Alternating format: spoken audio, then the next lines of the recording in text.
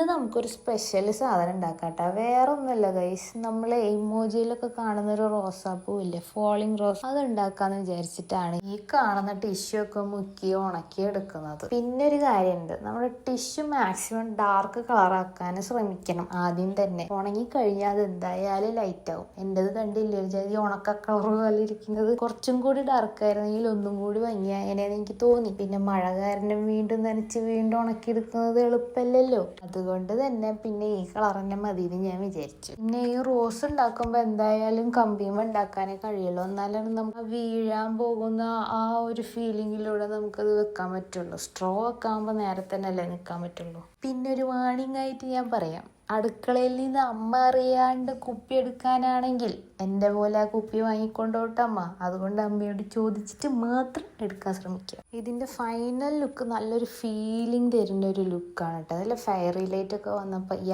മോനെ എന്ത് രസമല്ലേ കാണാൻ. ഞാൻ കുറേ നേരം നോക്കിയിരുന്നു. പിന്നെ എൻ്റെ മനസ്സിലോട്ട് വന്നത് എന്താണെന്ന് വെച്ചാൽ ആ ഫയറി ലൈറ്റ് യെല്ലോ ആയിരുന്നെങ്കിൽ ഇതിലും ഭംഗിയായേനെ. അപ്പോൾ ഇഷ്ടപ്പെട്ടാൽ ലൈക്ക് ചെയ്ത് സബ്സ്ക്രൈബ് ചെയ്യണേ.